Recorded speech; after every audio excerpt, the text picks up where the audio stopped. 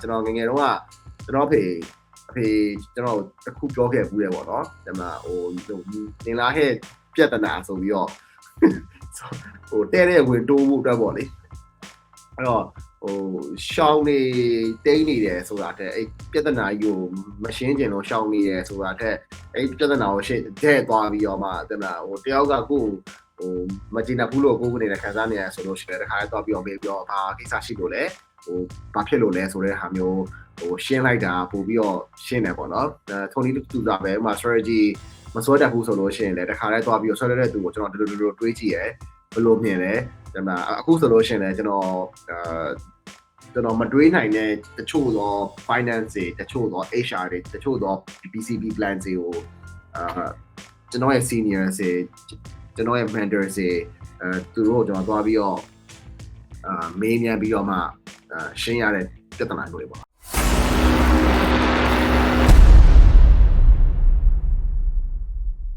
ညီမဒ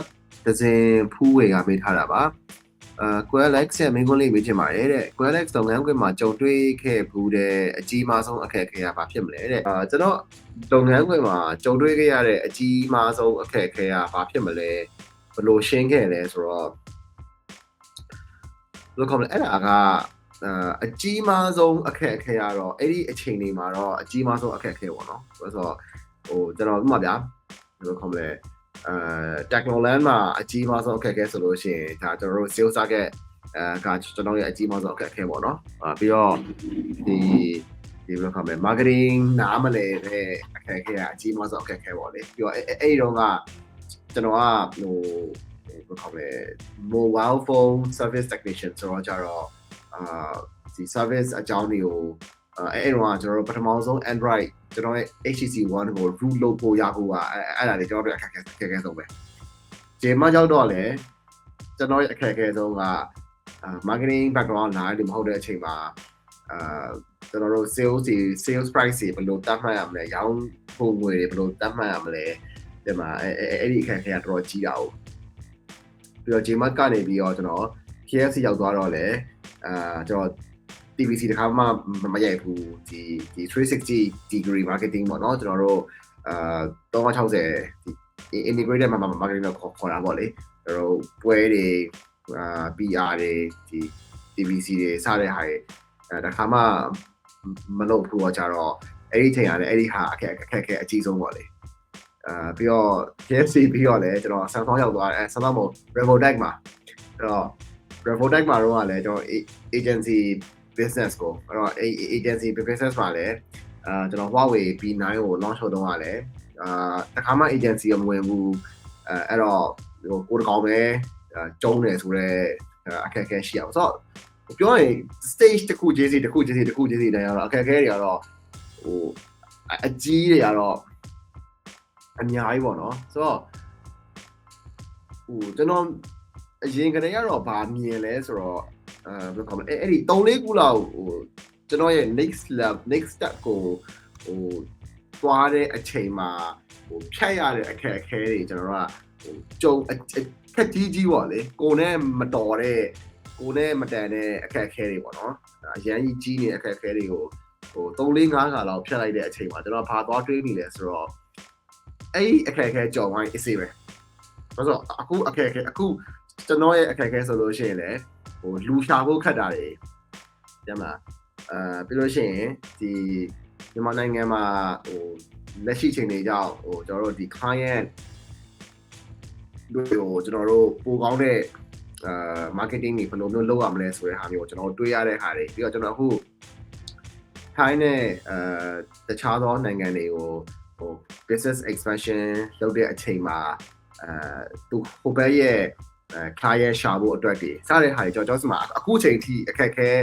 အကြီးတွေကတဲ့မှာဟိုကိုနဲ့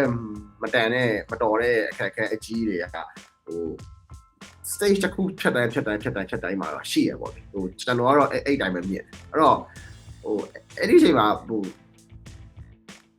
ဘလို့ရင်ဆိုင်ဖြည့်ရှင်းလဲဆိုတော့ဘယ်လိုပြောရမလဲ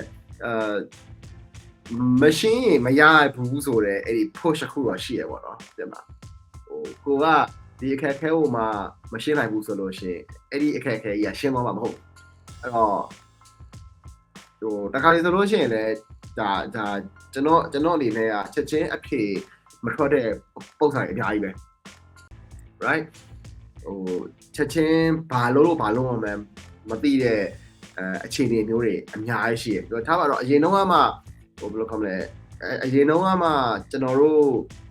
marketing ဒါမှမဟုတ်လို့ရှိရင်တင်မှာကျွန်တော်အရင်ကအကြီးဆုံးလို့ထင်ခဲ့တဲ့ Android root လုပ်တဲ့ဟာအရင်တော့ကျွန်တော်အကြီးဆုံးလို့ထင်ခဲ့တဲ့ IMC marketing အရင်တော့ကျွန်တော်အကြီးဆုံးလို့ထင်ခဲ့တဲ့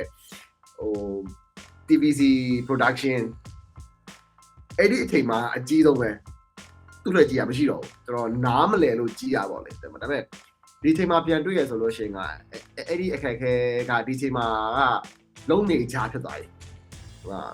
IMC strategy ကကျွန်တော်ကနေတိုင်းကိုဆွဲနေရတာ right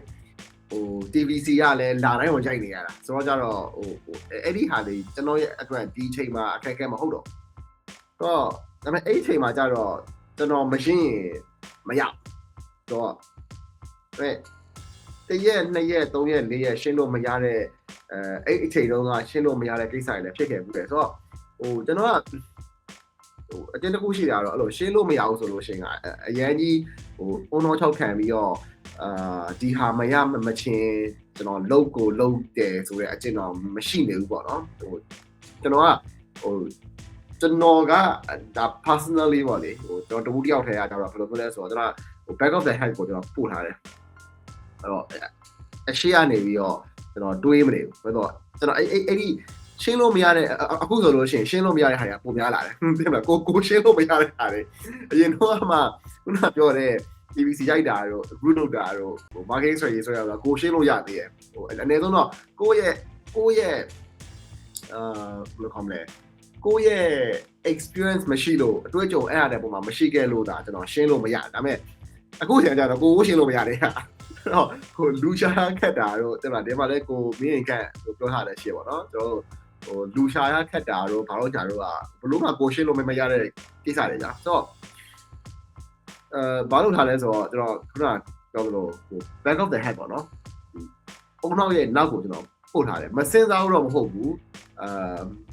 မသိစိတ်ကိုကျွန်တော်မောင်းပြီးတော့စဉ်းစားခိုင်းတယ်ဘယ်လိုစဉ်းစားခိုင်းလဲဆိုတော့ကျွန်တော်အလုပ်တစ်ခုခုဟုတ်တော့အဲ့ဒီကိစ္စကိုပဲတောက်ချောက်စဉ်းစားနေရဆိုလို့ရှိရင်သိစိတ်ကလည်းစဉ်းစားနေရဆိုလို့ရှိရင်ကျွန်တော်စီမှာတခြားသောရှင်းရမယ့်ကိစ္စတွေရှိရပါတော့ဆိုတော့တခြားသောရှင်းရမယ့်ကိစ္စကျွန်တော်ကဘာနဲ့လုပ်လို့ရှိလဲဆိုတော့ဒီ urgent important ဆိုရဟို chart ရှိတယ်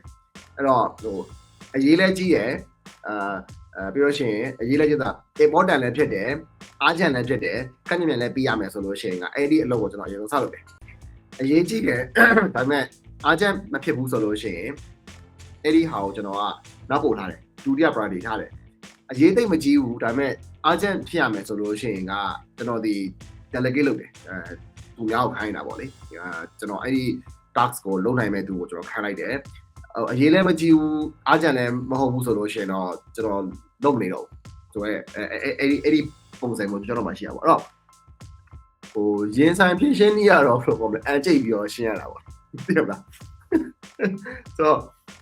ဟို back of the head ပို့တာတော့ဒါကျွန်တော်အများနဲ့လုပ်လို့ရှိတဲ့ပုံစံတစ်ခုပါဟိုအရေးကြီးအဲ့ဒီကိစ္စတစ်ခုပေါ်မှာကျွန်တော် stress ကြီးအရင်ကြီးသွားပြီးတော့ရှိနေတယ်တဲ့မှာတအားကြီးဒီရှင်းလို့မရတဲ့ကိစ္စကြီးကိုပဲခေါင်းထဲကနေတွေးပြီးတော့ဟိုတအားကြီး stress out ဖြစ်နေရဆိုလို့ရှိရင်ကလည်းအဲ့ဒီကိစ္စပြီးသွားမှာလည်းမဟုတ်ဆိုတော့ဟိုကျွန်တော်ကကိစ္စတစ်ခုရှင်းလို့မရအောင်ဆိုလို့ရှိရင်ခဏနေအောင်ဆိုပြီးကျွန်တော်နောက်ပို့ထားတယ်ရှင်းလို့ရတဲ့ကိစ္စအဲ့ urgent important list ထဲမှာအရေးလဲကြီးရဲ့အလင်လဲလိုနေရဆိုတဲ့ task တွေကိုကျွန်တော်ရှင်းလို့ရတဲ့ကိစ္စကျွန်တော်အကုန်လုံးရှင်းချသွားတယ်အဲ့တော့ရှင်း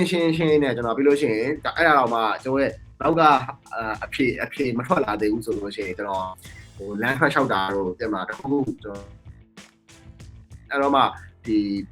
တခုအဖြေထွက်လာရပေါ့နော် maybe ဟိုထွက်လာတဲ့အဖြေကလည်းကျွန်တော်ကိုယ်တိုင်ရှင်းလို့ရတဲ့အဖြေဟုတ်ချင်မှဟုတ်လိမ့်မယ် maybe အဲ့ပါတော့ကျွန်တော်အဲ့ဒီကိစ္စကိုဘယ်သူ့ကိုသွားပြီးတော့တိုင်ပင်လို့ရလဲဆိုတဲ့အဖြေတစ်ခုလည်းဖြစ်နိုင်တယ်ဆိုတော့ဟိုအဲ့ဒီနီးနဲ့ကျွန်တော်ဖြည့်ရှင်းတာမျိုးပို့ပြီးတော့များပါတယ်ဟိုပြီးတော့နောက်တစ်ခုကဘယ်ဒုက္ခမှတော့အကြာကြီးတော့မနေဘူးပေါ့လေဖြစ်လား fingers crossed ဟိုကြုံလာရတဲ့အခက်အခဲပေါ့နော်ဟိုကျွန်တော်တဘဝလုံးမှာ73နှစ်14နှစ်ကျွန်တော်ရဲ့ work life တစ်ခုလုံးမှာ ကြုံလာရတဲ့ဟာထဲမှာဘယ်အခက်အခဲမှတော့အဲ့လိုကြီးအကြာကြီးတော့ကျွန်တော်စီးမိုးနေရမျိုးတော့မရှိဘူးပေါ့နော်အဲ့တော့တခုမဟုတ်တခုနဲ့ကတော့ပြည်လည်သွားတာပဲအဲ့လိုပြည်လည်ဖို့တော့လို့ခေါ်မလဲအဲ့ပြဿနာကိုရှောင်နေရတဲ့ဆာလို့ရှိရင်ဒါကျွန်တော်ငယ်ငယ်တုန်းကကျွန်တော်အဖေကျွန်တော်တခုပြောခဲ့ဘူးလေပေါ့နော်ဒါမှနေလာဟဲ့ပြဿနာဆိုပြီးတော့တဲ့တဲ့ဝင်တိုးဖို့အတွက်ပေါ့လေအဲ့တော့ရှောင်းနေတိန်းနေတယ်ဆိုတာတဲ့အဲ့ပြဿနာကြီးကိုမရှင်းကျင်လို့ရှောင်းနေတယ်ဆိုတာတဲ့အဲ့ပြဿနာကိုရှင်းတဲ့သွားပြီးတော့မှတဲ့မလားတယောက်ကကိုမကျင်ဘူးလို့ကိုယ်ကနေခံစားနေရဆိုလို့ရှိရင်တခါလဲသွားပြီးတော့ပြောဘာကိစ္စရှိလို့လဲဘာဖြစ်လို့လဲဆိုတဲ့ဟာမျိုးရှင်းလိုက်တာပို့ပြီးတော့ရှင်းတယ်ပေါ့နော်ထုံနည်းတူတာပဲဥမာ strategy မစွဲတတ်ဘူးဆိုလို့ရှိရင်လည်းတခါလဲသွားပြီးတော့ဆွဲတဲ့သူကိုကျွန်တော်ဒီလိုတွေးကြည့်ရဲဘယ်လိုမြင်လဲဒါမှအခုဆိုလို့ရှိရင်လည်းကျွန်တော်မတွေးနိုင်တဲ့တချို့သော finance တွေတချို့သော HR တွေတချို့သော BCB plan တွေကိုကျွန်တော်ရဲ့ senior တွေကျွန်တော်ရဲ့ mentor တွေသူတို့ကျွန်တော်သွားပြီးတော့မေးမြန်းပြီးတော့မှရှင်းရတဲ့ပြဿနာမျိုးတွေပေါ့ဆိုတော့ညာအဲ့ဒါပါပဲအဲ့တော့ဒါကကျွန်တော်ရဲ့ပြဿနာရှင်းနေပေါ့လေနော်